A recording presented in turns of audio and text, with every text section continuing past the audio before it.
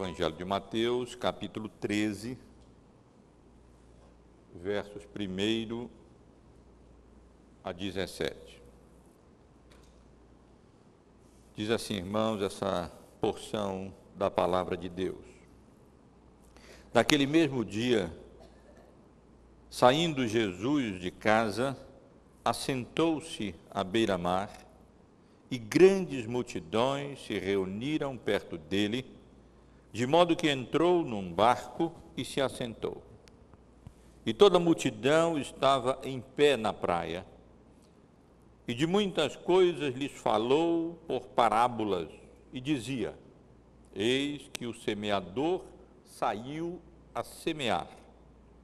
E ao semear, uma parte caiu à beira do caminho, e vindo as aves, a comeram. Outra parte caiu em solo rochoso, onde a terra era pouca, e logo nasceu, visto não ser profunda a terra. Saindo, porém, o sol a queimou, e porque não tinha raiz, secou.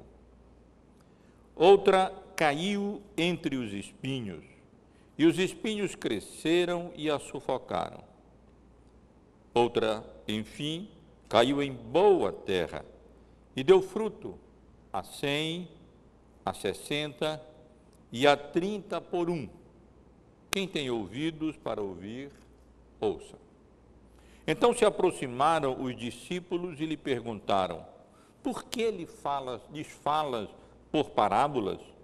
Ao que respondeu: porque a vós outros é dado conhecer os mistérios do reino dos céus, mas àqueles não lhes é isso concedido. Pois ao que tem se lhe dará, e terá em abundância, mas ao que não tem, até o que tem lhe será tirado. Por isso lhes falo por parábola, porque vendo não veem, e ouvindo não ouvem, nem entendem. De sorte que neles se cumpre a profecia de Isaías: ouvireis com os ouvidos, e de nenhum modo entendereis. Vereis com os olhos, e de nenhum modo percebereis. Porque o coração deste povo está endurecido, de mau grado ouviram com os ouvidos e fecharam os olhos, para não suceder que vejam com os olhos, ouçam com os ouvidos, entendam com o coração, se convertam e sejam por mim curados. Bem-aventurados, porém, os vossos olhos, porque veem, e os vossos ouvidos, porque ouvem. Pois em verdade vos digo que muitos profetas e justos desejaram ver o que vedes e não viram, e ouvir o que ouvis e não ouviram. A Bíblia, como um livro ao mesmo tempo divino, porque inspirado pelo Espírito Santo de Deus, cujo conteúdo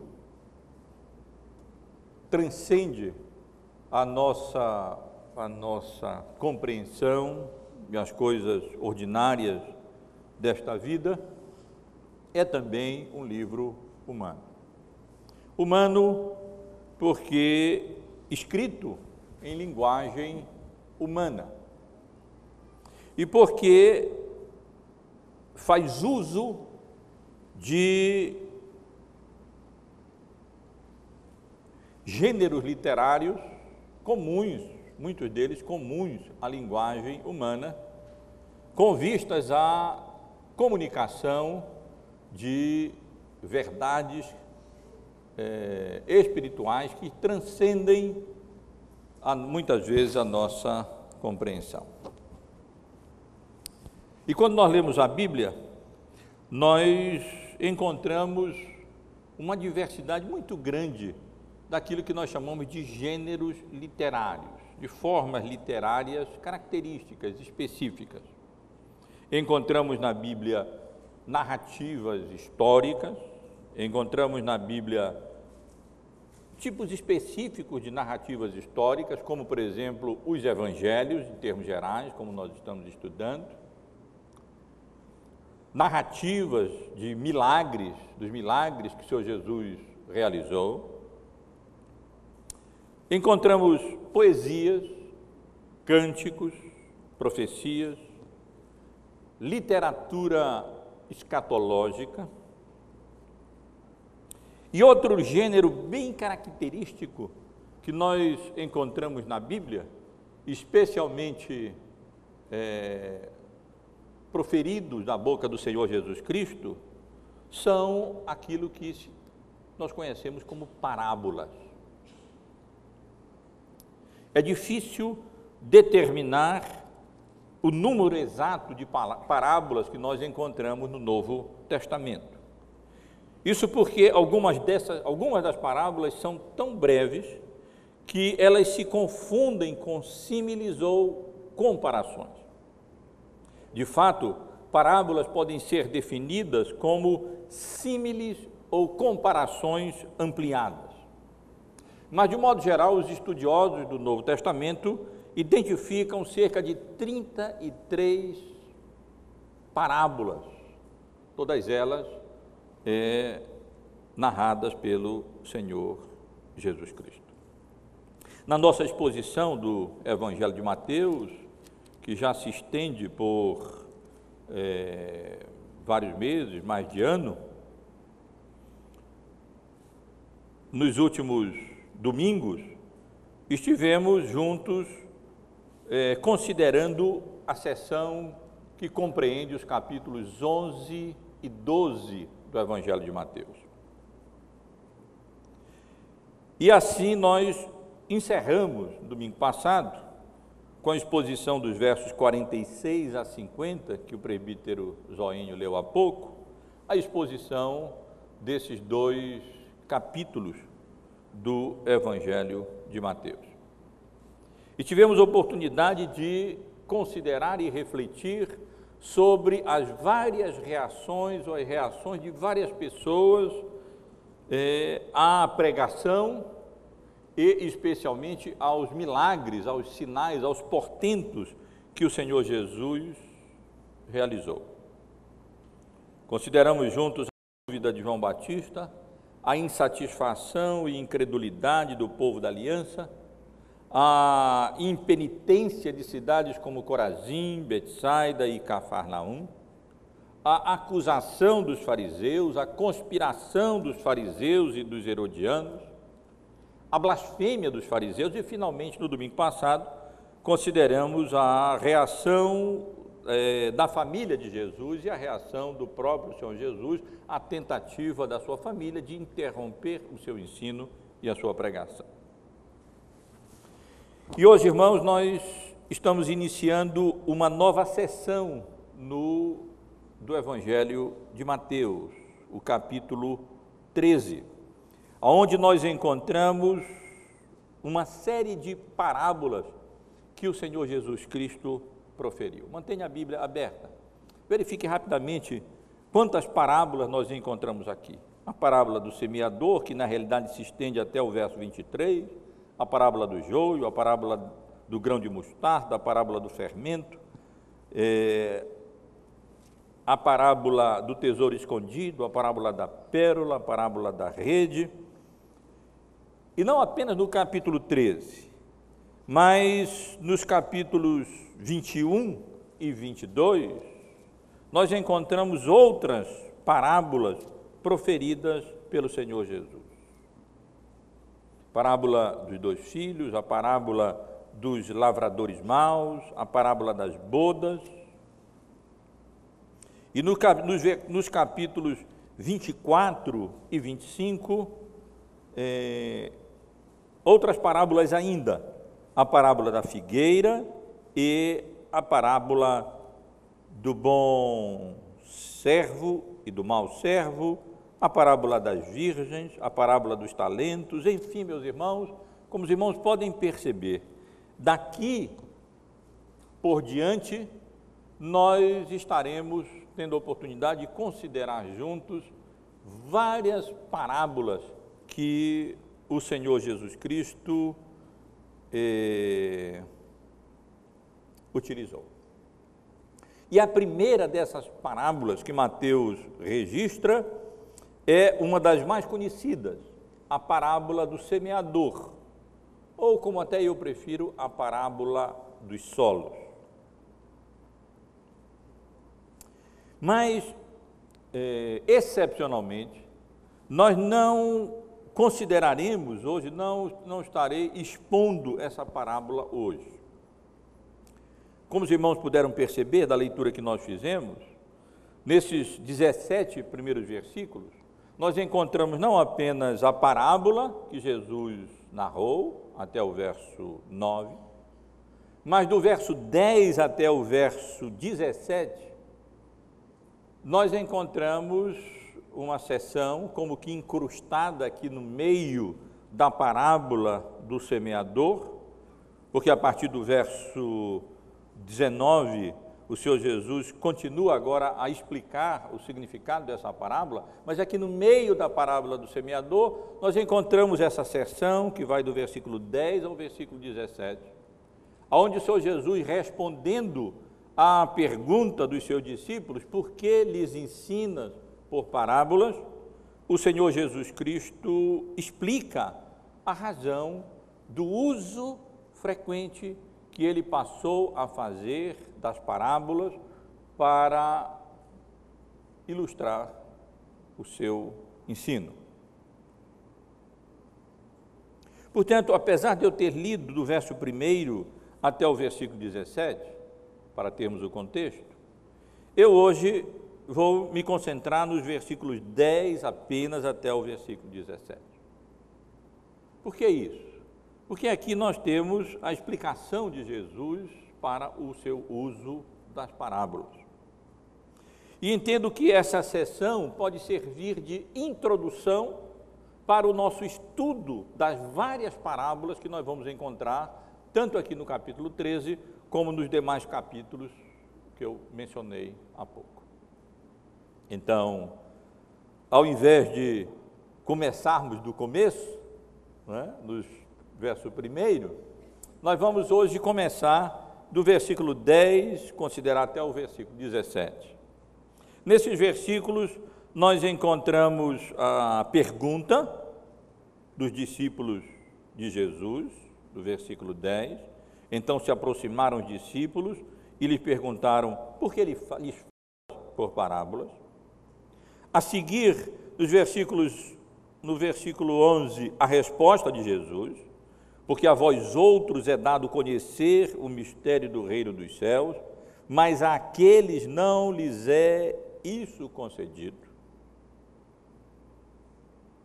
Nos versos 12 e 13, a razão ou uma explicação adicional com relação ao propósito das parábolas, porque ao que tem se lhe dará e terá em abundância, mas ao que não tem, até o que tem lhe será tirado. Por isso lhes falo por parábolas, porque vendo não veem, e ouvindo não ouvem, nem entendem. Nos versos 14 e 15, o Senhor Jesus corrobora a sua explicação com uma citação do profeta Isaías, de sorte que nele se cumpre a profecia de Isaías: ouvireis com os ouvidos e de modo nenhum entendereis, vereis com os olhos e de nenhum modo percebereis, porque o coração deste povo está endurecido, de mau grado ouviram com os ouvidos e fecharam os olhos, para não suceder que vejam com os olhos, ouçam com os ouvidos, entendam com o coração, se convertam e sejam por mim curados. E nos versículos 16 e 17, a conclusão dessa sessão da explicação de Jesus, quando ele diz: bem-aventurados, porém, os vossos olhos, porque veem, e os vossos ouvidos, porque ouvem. Pois em verdade vos digo que muitos profetas e justos desejaram ver o que vedes e não viram, e ouvir o que ouvis e não ouviram. Essa é a estrutura desta sessão, onde Jesus, respondendo à pergunta dos seus discípulos sobre o propósito, o objetivo das suas parábolas, ele fornece essas explicações. Mas, meus irmãos, excepcionalmente, os irmãos sabem que é excepcionalmente, porque eu sempre exponho o texto bíblico aos domingos à noite. Eu hoje não vou expor nem essa sessão do versículo 10 ao versículo 17. Como a partir do próximo domingo, nós estaremos começando a estudar as várias parábolas de Jesus, como eu disse, são algumas dezenas de parábolas. Hoje, com base nessa sessão, eu desejo apenas introduzir os irmãos a esse tema, ou seja, a esse gênero literário que o Senhor Jesus fez uso e, na realidade, na forma como nós temos aqui, ele praticamente inventou para comunicar e ilustrar e aplicar ao coração dos ouvintes, de acordo com o seu propósito, as verdades que ele quis transmitir e o seu ensino. Então, irmãos, excepcionalmente, eu não estarei expondo a sessão que nós lemos, especialmente do versículo 10 ao versículo 17, que é o que mais nos interessa nesta noite. Mas com base nessa sessão incrustada na parábola do semeador, eu desejo apenas introduzir os irmãos a este assunto. E juntos podemos considerar aqui, de forma não expositiva, mas sistemática, as parábolas de Jesus. Ou seja, dizer alguma coisa sobre o que são as parábolas, ou seja, definir as parábolas, sobre os propósitos de Jesus ao fazer uso das parábolas, que é o que ele se concentra nessa sessão, do verso 10 ao verso 17, mencionar algumas características das parábolas de Jesus e, finalmente, oferecer alguns princípios que nos ajudam na compreensão, na interpretação das parábolas de Jesus. Então, excepcionalmente, ao invés, portanto, de expor esse texto, eu quero deixar claro, desejo apenas introduzir os irmãos a esse tema das parábolas, a esse tipo de literatura, esse tipo de gênero literário que o Senhor Jesus fez uso e que Mateus registrou de forma inspirada para conduzir os ouvintes a pararem, a refletir e, ao mesmo tempo, revelar princípios, verdades profundas e, ao mesmo tempo, ocultar essas verdades daqueles a quem ele queria ocultar. Então, em primeiro lugar, meus irmãos, com relação às parábolas de Jesus, eu quero definir o que são parábolas. Parábolas, o termo parábola, conforme nós usamos, é praticamente uma transliteração do termo grego parabolê, e é um substantivo derivado do verbo parabalo. Parabalo é um verbo grego que significa lançar ou colocar ao lado de alguma coisa ou de alguém.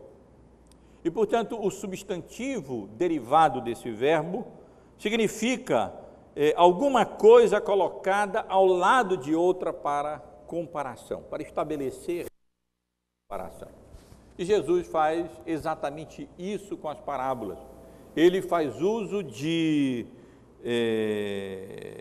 elementos do dia a dia com o propósito de ensinar uma lição ou ilustrar uma verdade por meio de experiências ou fatos do cotidiano, experiências ou fatos da vida comum, da vida diária da sua época. As parábolas são como que nós poderíamos comparar àquelas charges que a gente encontra no jornal, não é? Próximo normalmente dos editoriais, normalmente tem aquelas figuras, aqueles desenhos, aquelas charges, que as pessoas precisam conhecer o contexto histórico, político e social para compreender o significado daquelas figuras, daqueles desenhos. Parábolas podem ser assemelhadas, comparadas a essas charges.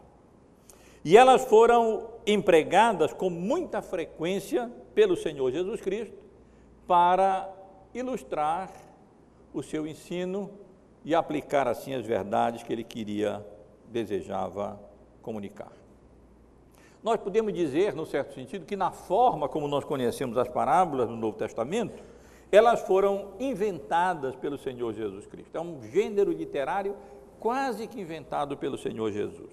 É verdade que no Antigo Testamento nós encontramos algumas poucas seções, alguns poucos episódios que podemos considerar como parábolas, não tanto idênticas ou semelhantes à de Jesus.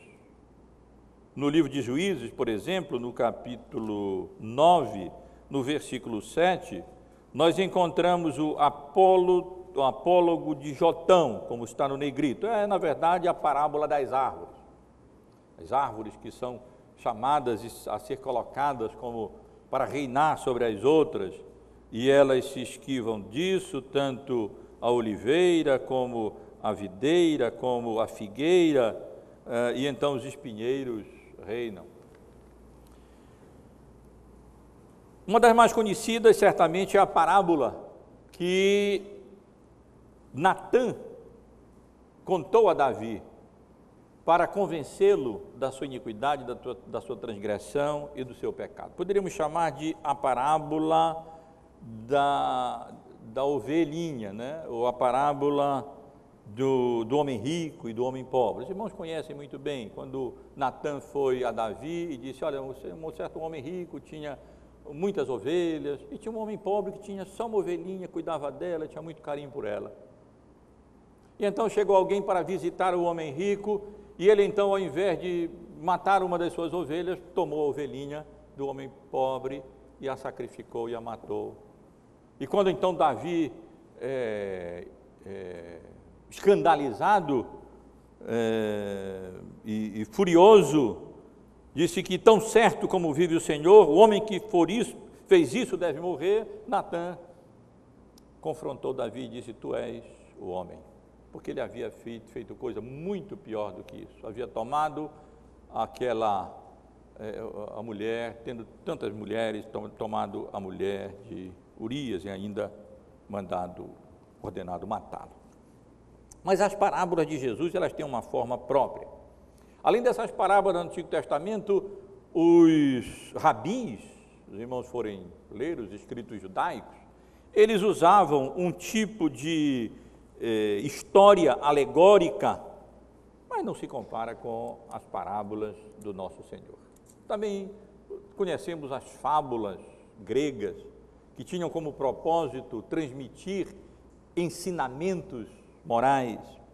Mas, num certo sentido, as parábolas de Jesus, elas são únicas, tanto na sua forma, como especialmente no fato de que elas tinham como propósito não apenas revelar, mas tinham como propósito também ocultar, como propósito também esconder. Revelações, ensinos novos.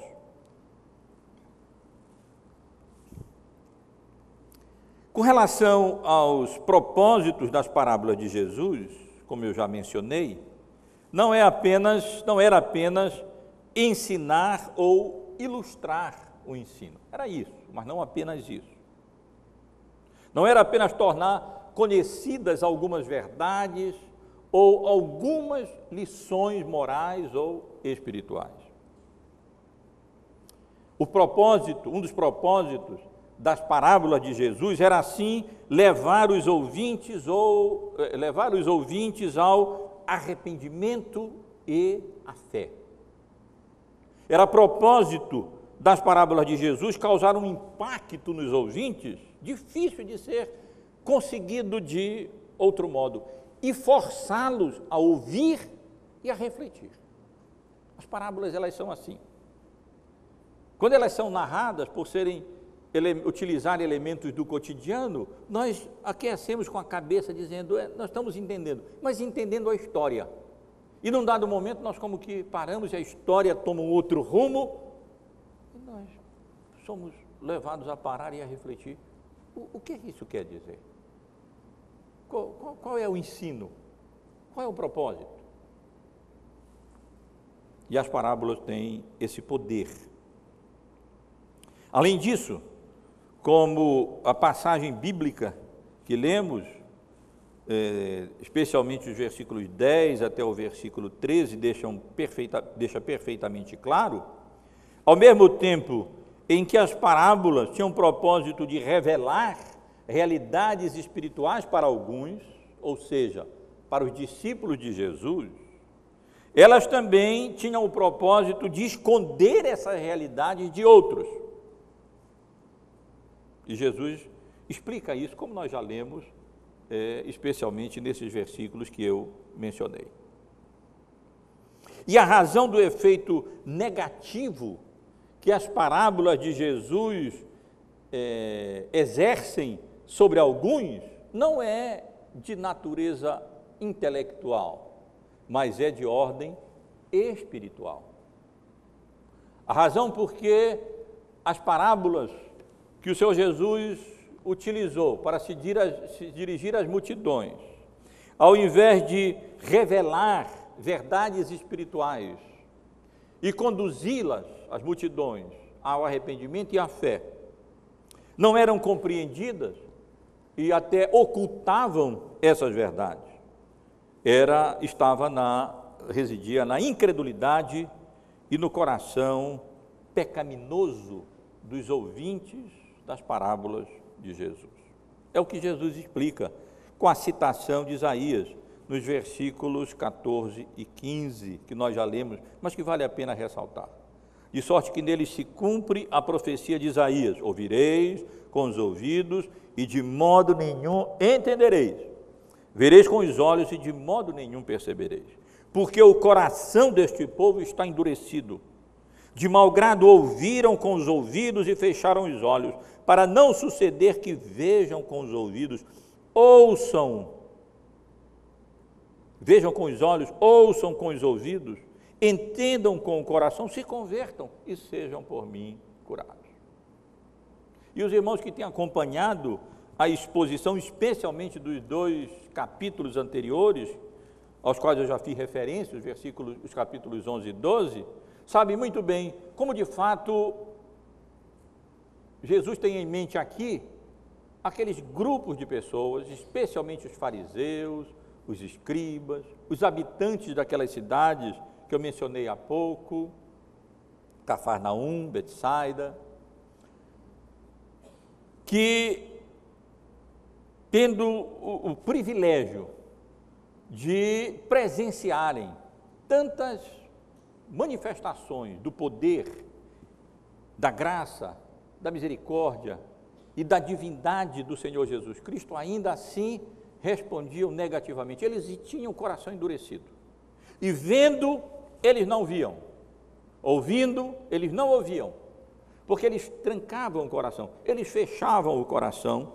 E era por isso que as parábolas tinham esse objetivo. Não é que Jesus, deliberadamente, externamente e violando a vontade das pessoas, ocultasse o seu ensino para que eles não se convertessem. Mas é porque a dureza do coração deles e a incredulidade deles não permitia que eles então compreendessem aquilo que Jesus ilustrava e ensinava de forma clara através das parábolas que ele utilizou.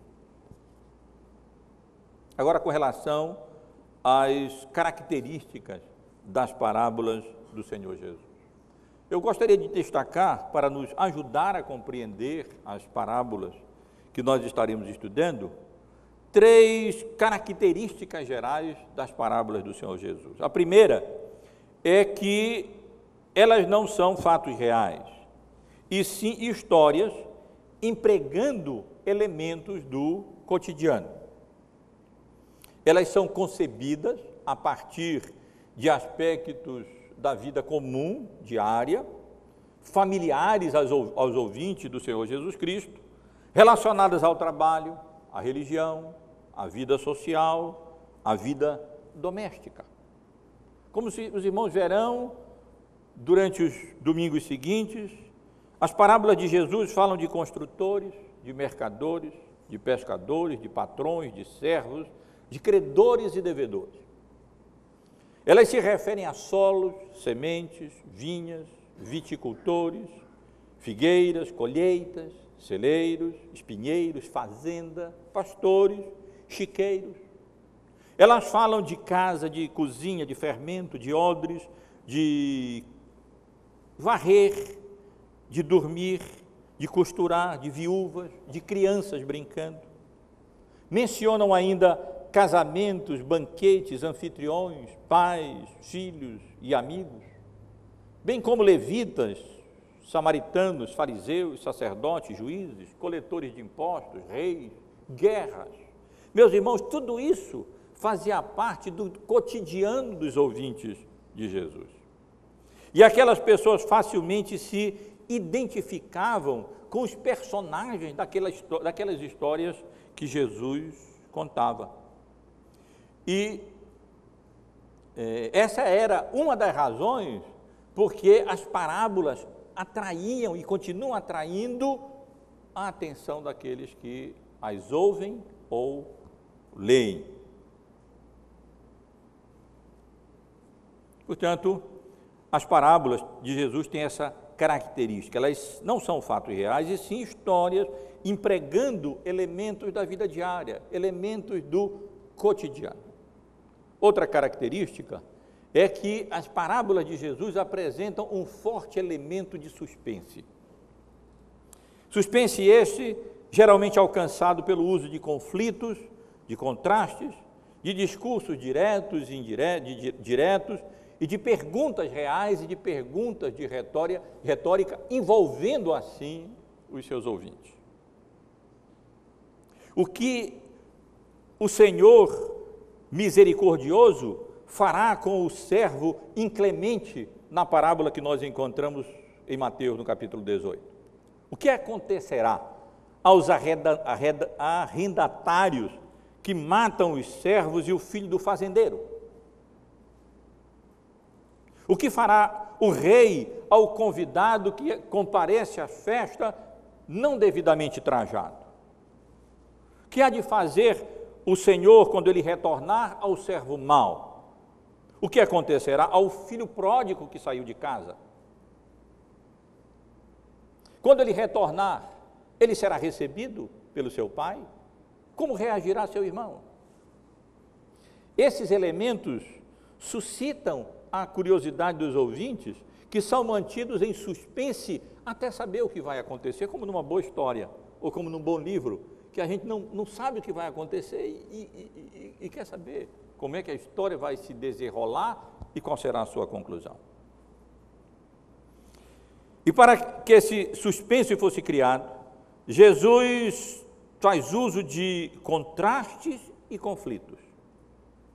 Por exemplo, a casa edificada sobre a rocha e sobre a areia, o vinho novo e o vinho velho, perdão e recusa em perdoar, o trigo e o joio, o servo fiel e o servo mau, as virgens prudentes e as virgens nécias, a viúva persistente e o juiz iníquo, o filho pródigo, o pai e o filho mais velho. E o Senhor Jesus também criava esse suspense nas suas parábolas, através de monólogos, de discursos diretos, dramatizavam a narrativa e por perguntas reais e por perguntas de retórica. E fazendo isso, Jesus envolvia as pessoas que estavam ouvindo e como que convocava e fazia com que elas procurassem responder para si próprias aquelas perguntas que o Senhor Jesus fazia no decurso da narrativa das suas parábolas.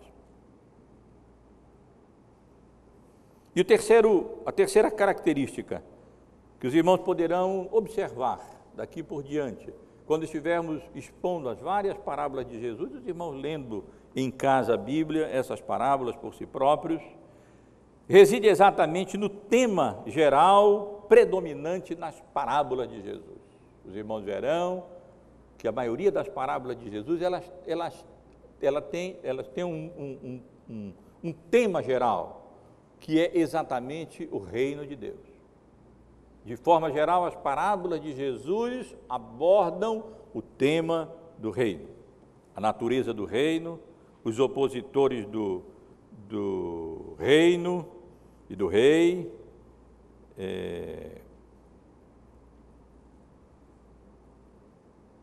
a sua natureza.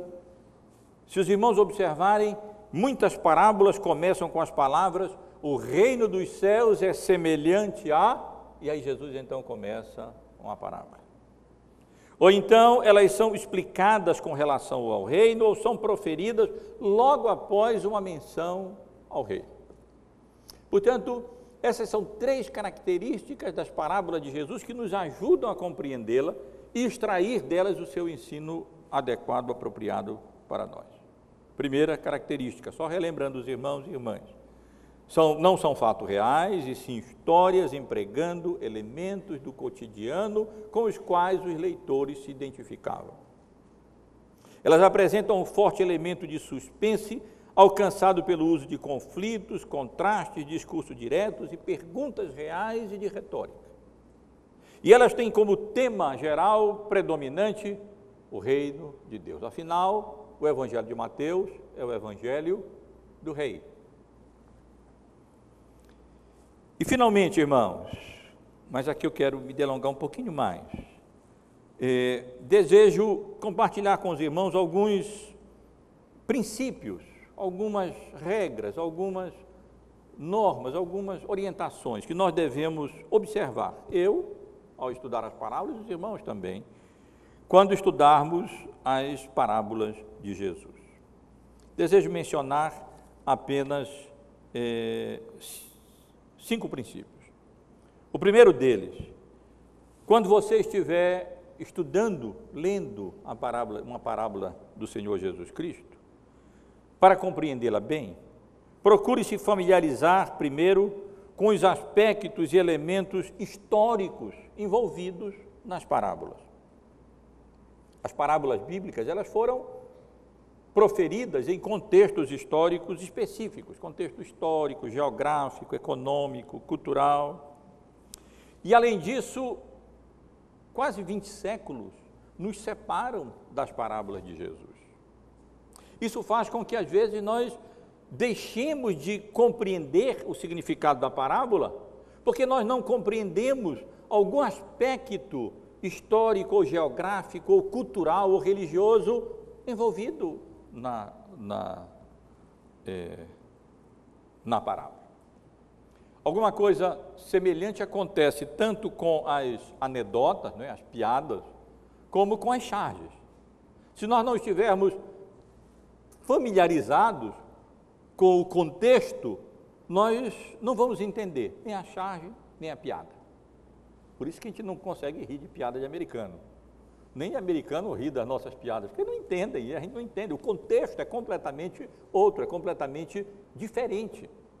Elas fazem, nas entrelinhas, referências a pessoas e a situações, características históricas, geográficas, culturais, religiosas, específicas, que se nós não entendermos, não faz sentido para nós.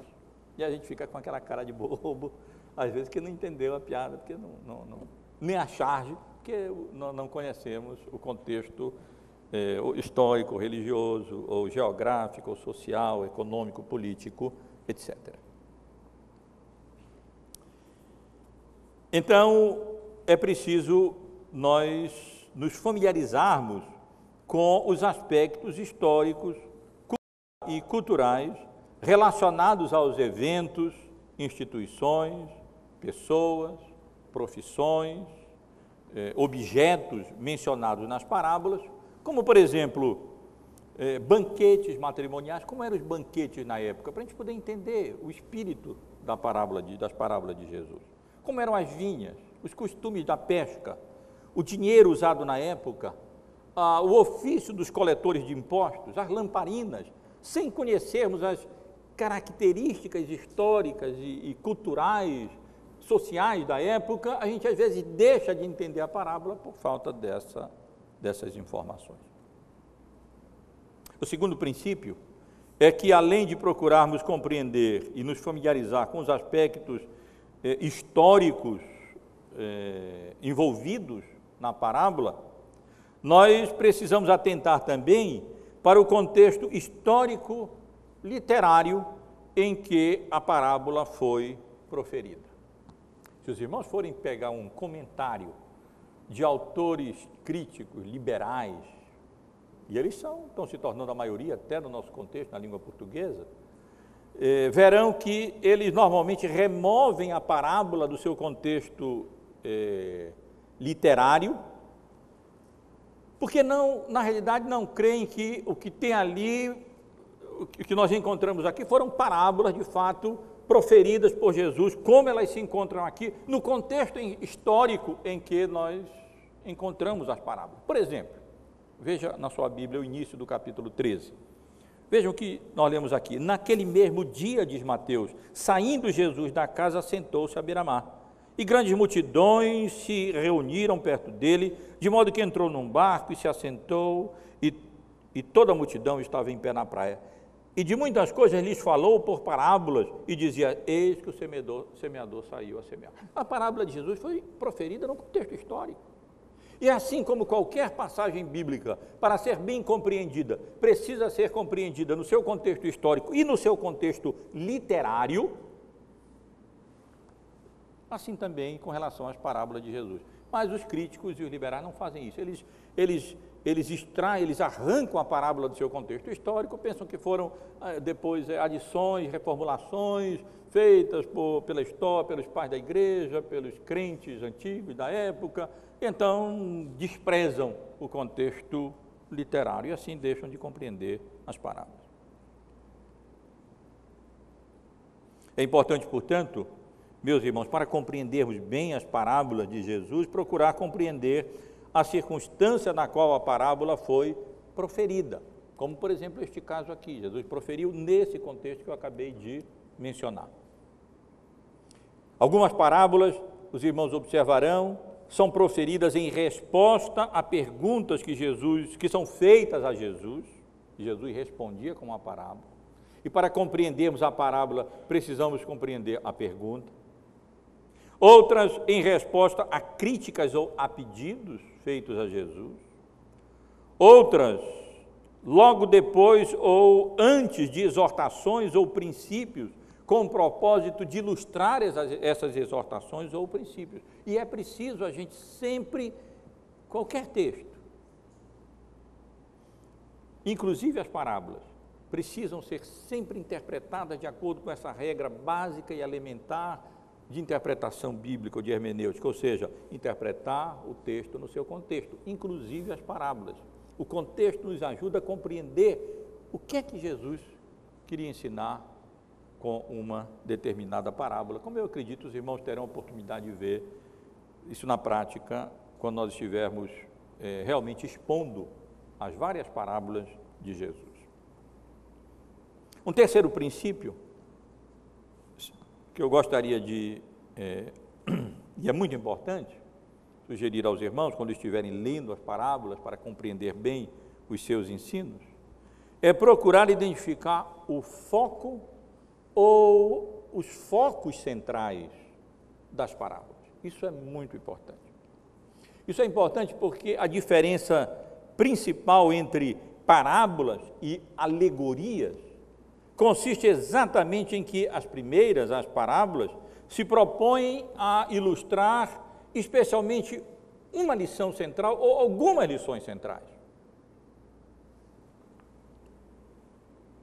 Enquanto que as alegorias são escritos como, por exemplo, O Peregrino, de John Bunyan, que são concebidas exatamente para que cada elementozinho daquele, cada personagem, cada coisa que acontece, tenha de fato um significado espiritual, como no caso do peregrino de John Bunyan, ilustrando assim a vida cristã, com todas as suas dificuldades, as suas lutas, as suas perseguições, os seus benefícios também.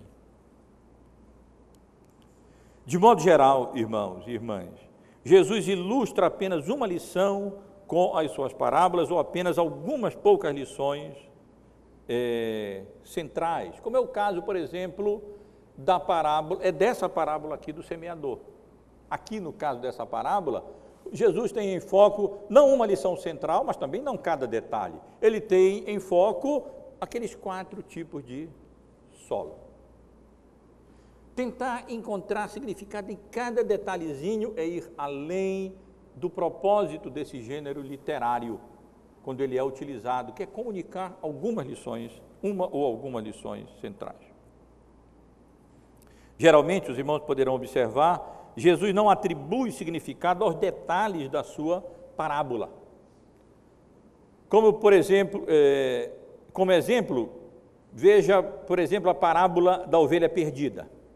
Apesar de, obviamente, apontar para Jesus, o pastor, para pecadores perdidos, a ovelha perdida, e para os crentes, as 99 outras ovelhas, nada indica que os detalhes, tais como, por exemplo, o deserto, o ombro do pastor, a sua casa, seus amigos, os vizinhos, tenham qualquer tipo de significado. Eles estão ali somente para compor a história, mas Jesus quer transmitir algumas lições centrais, e um dos principais erros na compreensão das parábolas é alegorizá-las, é atribuir aos detalhes da parábola, que na realidade não tem significado, significados espirituais ou morais, imaginados apenas pelo intérprete.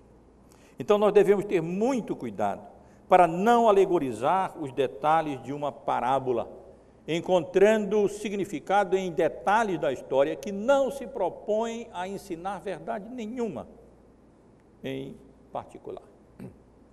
Eu já chamei a atenção dos irmãos, tendo a oportunidade de considerar outra vez esse assunto, ilustrar esse perigo com a interpretação alegórica que Orígenes, um dos mais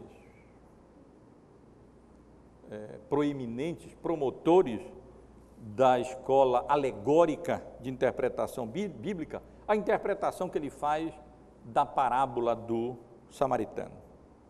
Em Lucas, no capítulo 10, no versículos 30 a 37. Segundo ele, o homem atacado pelos ladrões, a parábola é muito conhecida nossa, segundo ele, o homem atacado pelos ladrões simboliza Adão, a humanidade, Jerusalém simboliza os céus, Jericó é símbolo do mundo, os ladrões simbolizam o diabo e as suas hostes, o sacerdote simboliza a lei, o levita os profetas, o bom samaritano simboliza Cristo, o animal sobre o qual foi colocado o homem ferido simboliza o corpo de Cristo, que suporta o Adão caído, a estalagem significa a igreja, as 2 moedas, o pai e o filho, e a promessa do bom samaritano de voltar à segunda vinda de Cristo.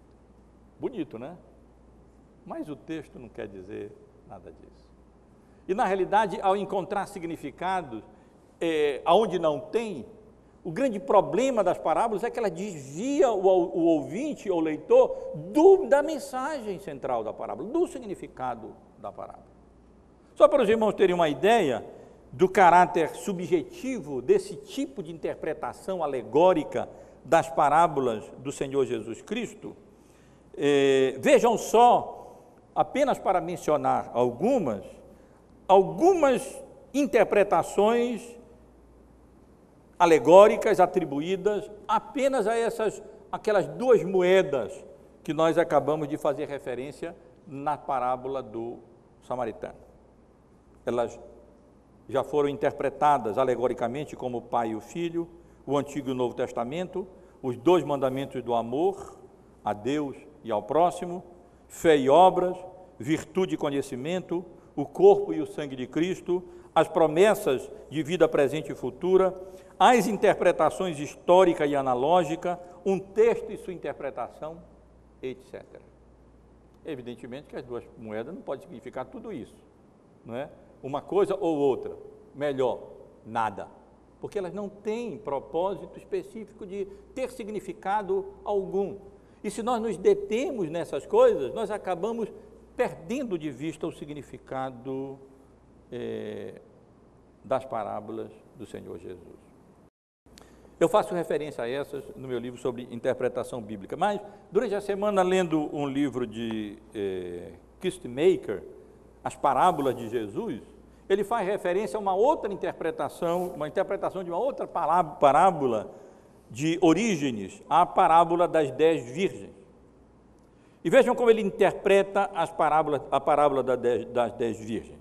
As virgens, disse Orígenes, são todos aqueles que recebem a palavra de Deus. As prudentes acreditam e levam uma vida justa. As nécias acreditam, mas falham no agir. As 5 lâmpadas das prudentes representam os 5 sentidos, que são todos preparados para o seu uso apropriado. As 5 lâmpadas das nécias deixam de fornecer luz e se encaminharam para a noite do mundo.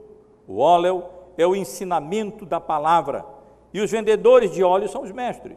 O preço que eles cobram pelo óleo é a perseverança, a meia-noite é a hora do descuido imprudente, o grande clamor ouvido vem dos anjos, que despertam todos os homens, o noivo é Cristo que vem para encontrar a noiva, a sua igreja.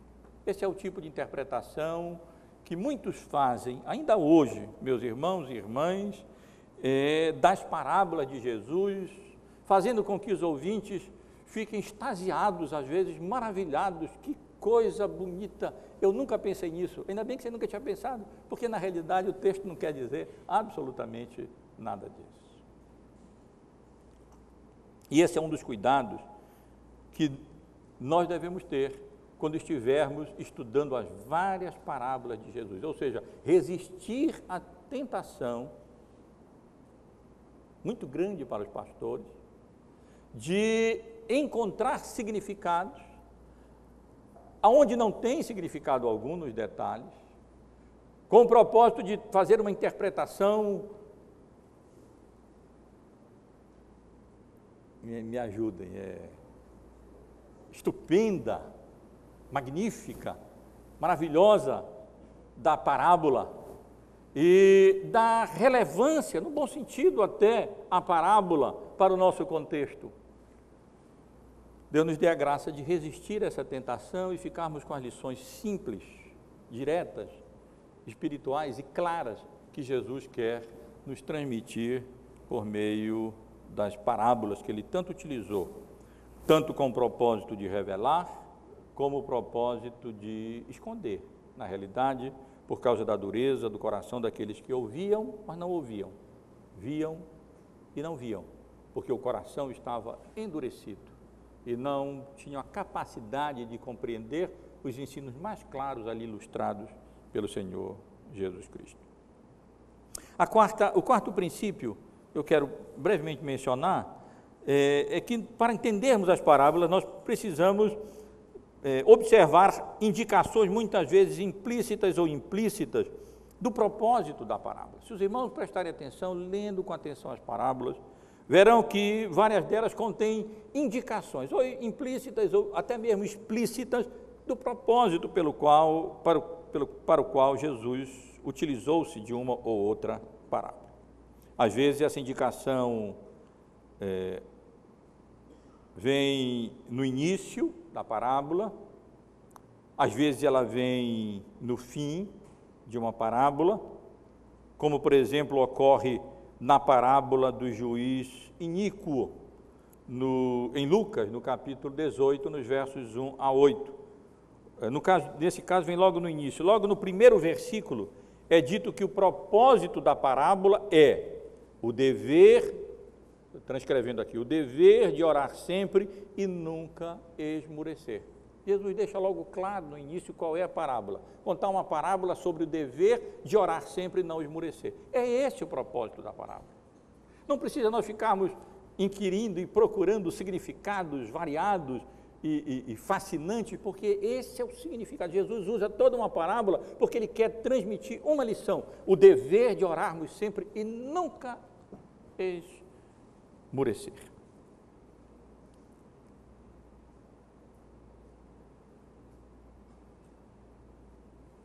Em Mateus, no capítulo 22, no versículo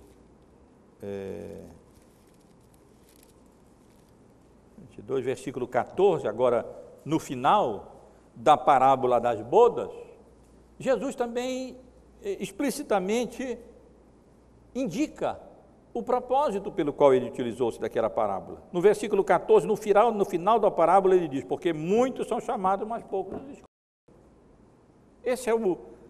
Essa é a moral da história, esse é o significado da parábola, esse é o ensino que o Senhor Jesus quer transmitir com aquela parábola. Quando saem os convidados, vai para chamar os convidados, eles não vão, e então vai alguém, mas vai sem a roupa adequada, a roupa apropriada, e Jesus indica o significado da parábola, porque muitos são chamados externamente pela pregação do Evangelho, mas poucos são soberanamente escolhidos pela graça soberana de Deus em Cristo antes da fundação do mundo.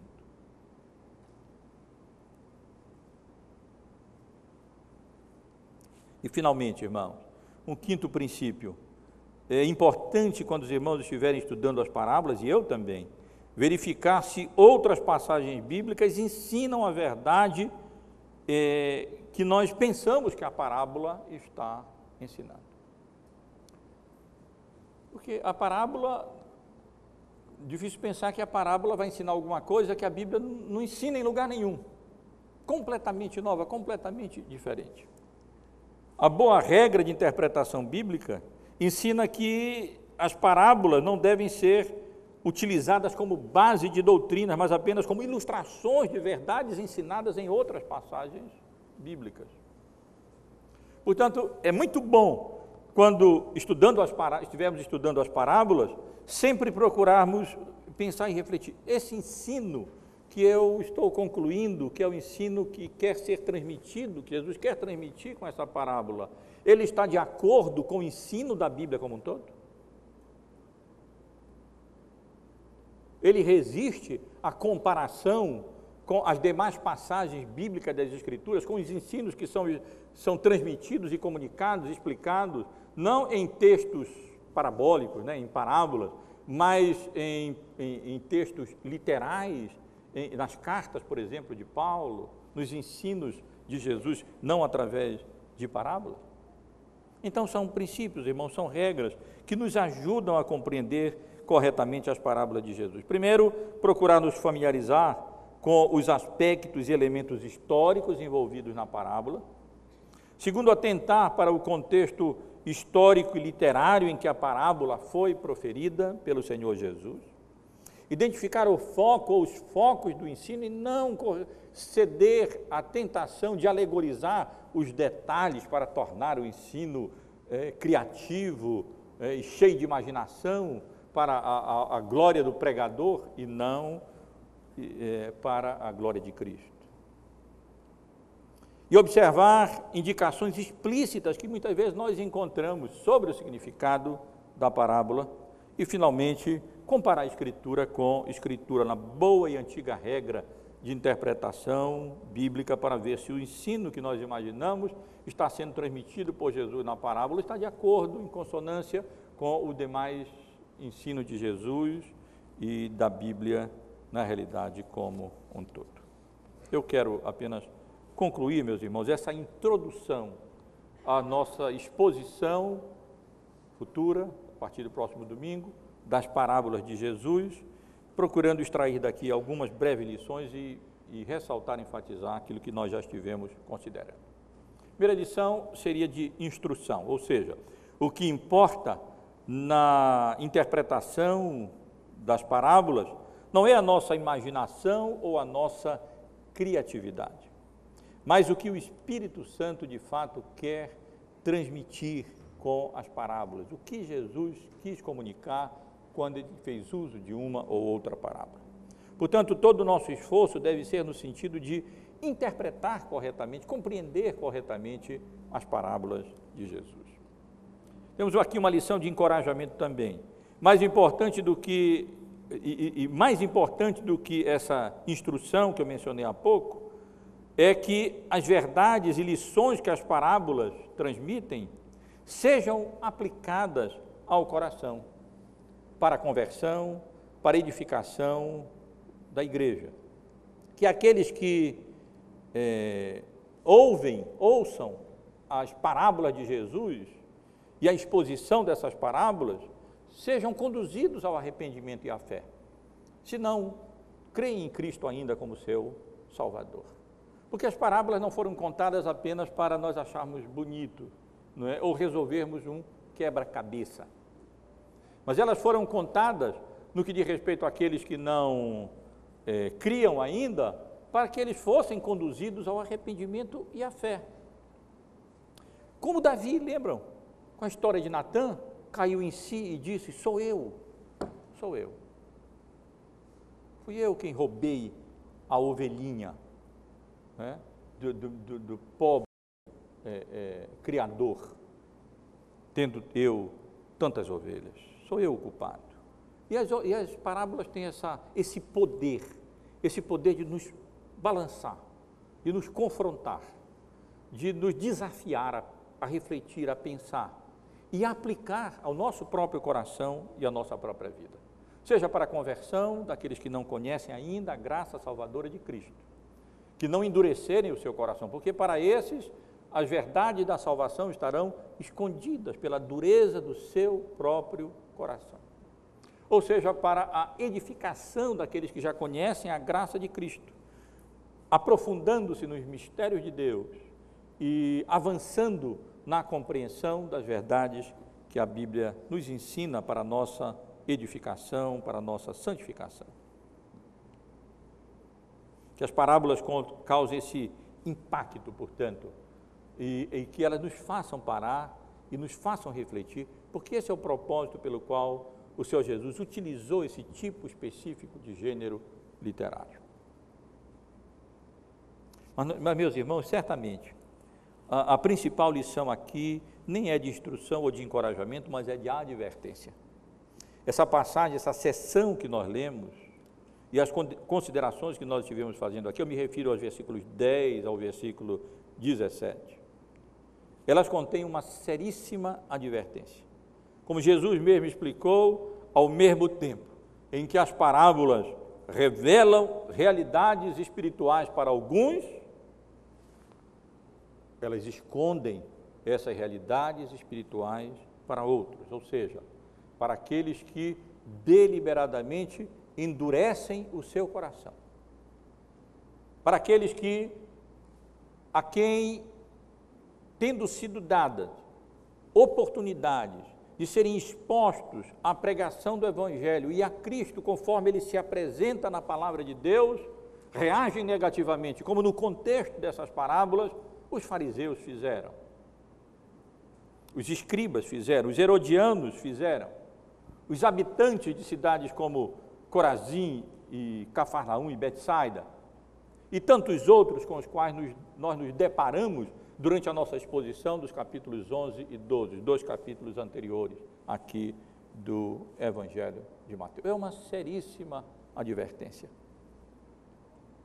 Se isso ocorrer, ou seja, se as parábolas, ao invés de revelarem a Cristo e o Evangelho, e o reino de Deus, elas esconderem e não ficarem claras, muito provavelmente isso se dará não por problema intelectual, mas por questão espiritual, a incredulidade de corações endurecidos pelo pecado, que não querem ver, não querem ouvir.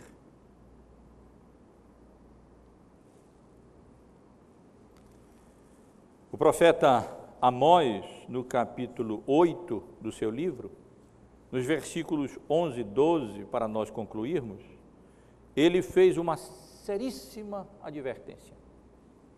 Ele disse: eis que vem dias, diz o Senhor Deus, em que enviarei fome sobre a terra, não de pão, nem sede de água, mas de ouvir a palavra de Deus. Andarão de mar em mar e do norte até ao oriente, correrão por toda parte, procurando a palavra do Senhor e não acharão. A escassez da palavra de Deus é parte do juízo de Deus sobre a dureza e a incredulidade de corações obstinados no pecado. É, portanto, um juízo. E quando o Senhor Jesus mesmo argumenta que lhes falava por parábolas, para que vendo não veem e ouvindo não ouvem nem, porque vendo não veem e ouvindo não ouvem nem entendam, e menciona aqui Isaías, ele está dizendo que na realidade há um risco muito sério que correm aqueles que são expostos à pregação do Evangelho, à exposição da palavra de Deus, a Cristo conforme revelado nas Escrituras, e endurecem o seu coração e não respondem positivamente ao Evangelho. Eu me refiro ao juízo da parte de Deus de esconder deles a verdade e deixá-los na dureza e na incredulidade e na obstinação do seu coração. Isso é manifestação do juízo de Deus. Ali estavam aqueles escribas, ali estavam o povo de Israel, o povo da aliança, ouvindo e vendo e presenciando portentos, sinais e milagres, as manifestações mais contundentes da divindade de Jesus, curando cegos, leprosos, ressuscitando mortos, fazendo aquietar tempestade com o poder da sua palavra, mas ainda assim eles não creram. E depois tiveram ainda um desplante de pedir mais sinais. Jesus disse: nenhum sinal lhe será dado a essa geração incrédula, a não ser o sinal de Jonas, ou seja, a morte e a ressurreição do Senhor Jesus Cristo. E aqui Jesus está acrescentando e dizendo, e mais ainda, eles não mais entenderão. Como juízo, por causa da obstinação do coração deles, aquilo que revelará a verdade para os discípulos de Jesus, esconderá daqueles que obstinadamente continuavam na incredulidade e na dureza do coração. Que Deus nos abençoe, meus irmãos, abençoe o nosso estudo, a nossa exposição das parábolas do Senhor Jesus, e que o seu Espírito Santo, que inspirou o registro infalível, inerrante dessas parábolas de Cristo, aplique de forma eficaz as parábolas que nós estudarmos ao nosso coração, conduzindo aqueles que não nasceram de novo ao arrependimento e à fé salvadora em Cristo, e edificando e santificando e nos fazendo crescer na graça e no conhecimento das verdades do Evangelho.